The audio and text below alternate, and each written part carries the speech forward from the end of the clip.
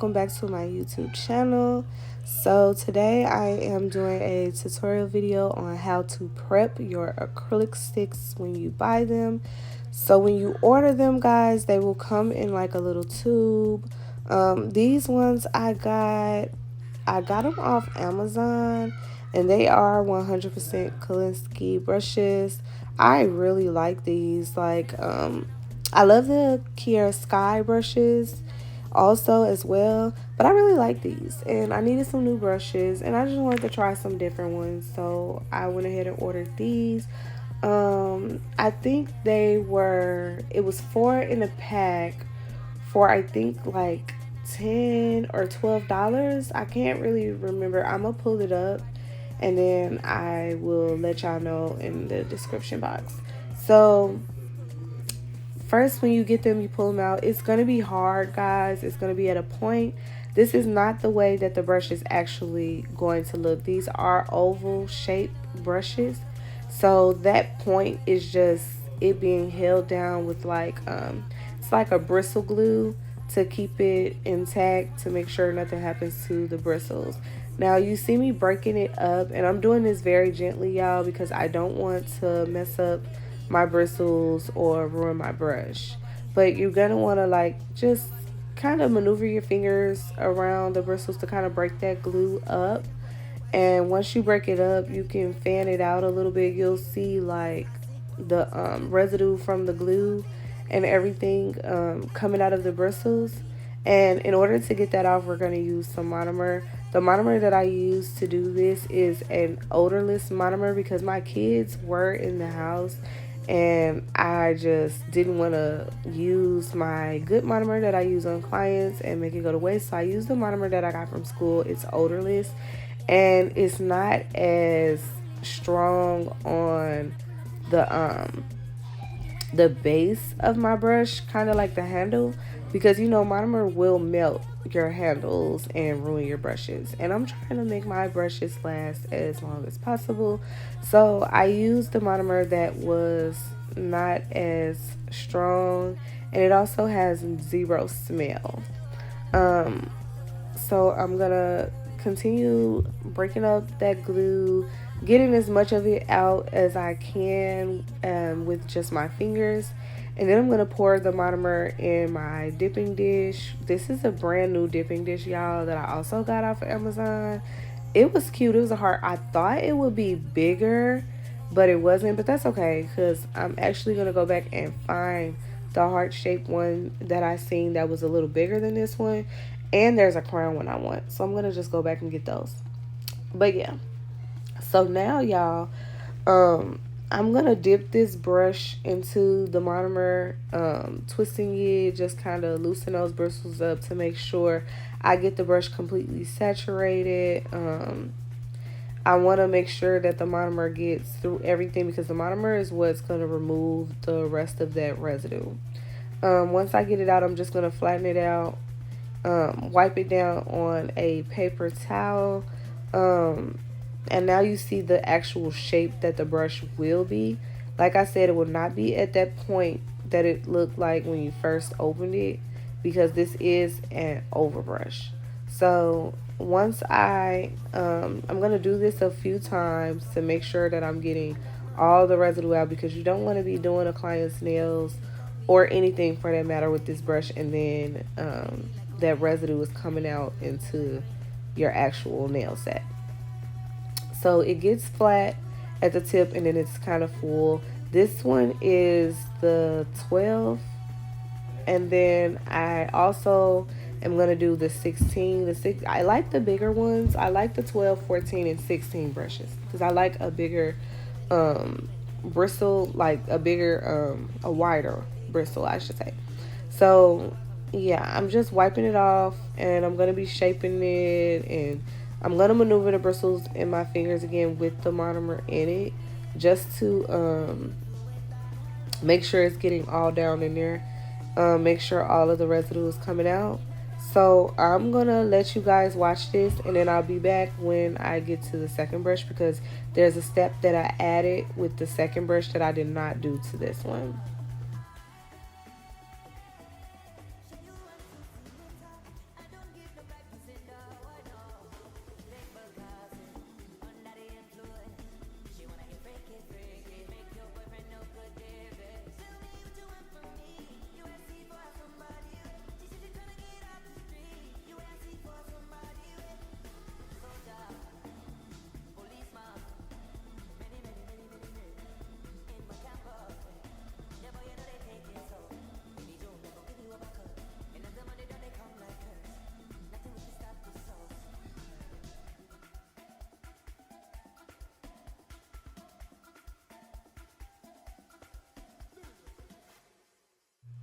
Y'all, let me just say right now, I do not recommend putting the top back on your brush. It's a little easier if you have something that your brush can just stand up in, or you have like a brush case.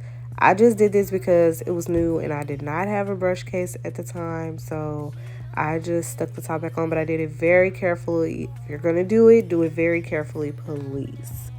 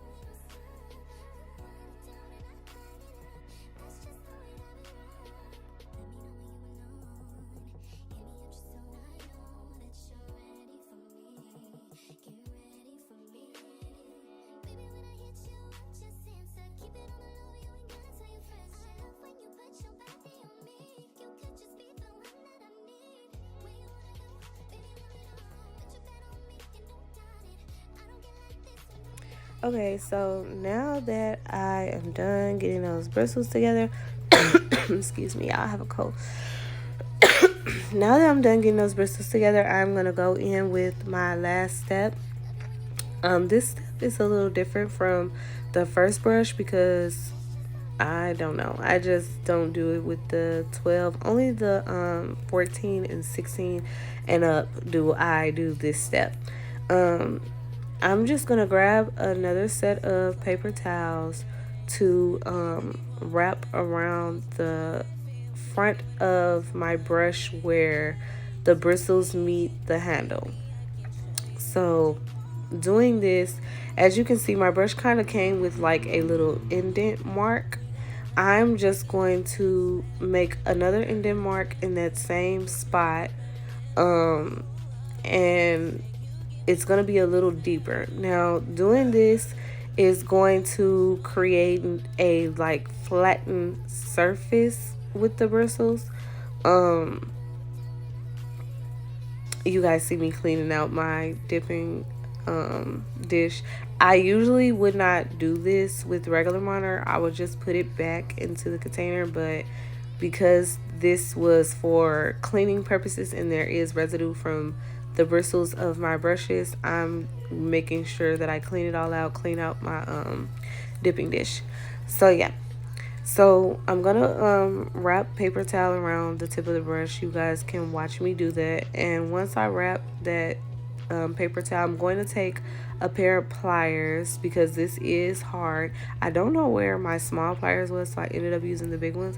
But I'm just gonna clamp it right there at the tip where the actual indentation is already made, and then I am going to press down tight to kind of flatten it out a little more. Once I looked at it, I realized that it wasn't close enough to the tip as I would like it. So I just repeated the same step and did the same exact thing. A little closer to the tip this time. Not too close, but a little closer to the tip this time. And like I said, this is just gonna create a flattened base so that your brush stays in this flat kind of shape. And this is the way that you will use your brush. Once you do this, do not try to use it on the other side. You can flip it back and forth, but using it on the other two sides will make your brush, it will just mess up your bristles. So this is just going to keep that shape. So that is my tutorial today, guys, for how to prep your acrylic brushes. I hope you enjoyed it. If you haven't already, go ahead, like, comment, and subscribe. If you have any tips for me, I would love to take them. Comment below. Let me know what you all think.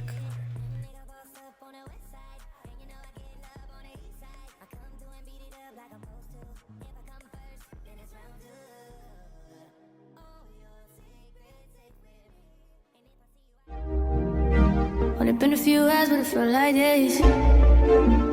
Only been days, but it felt like months.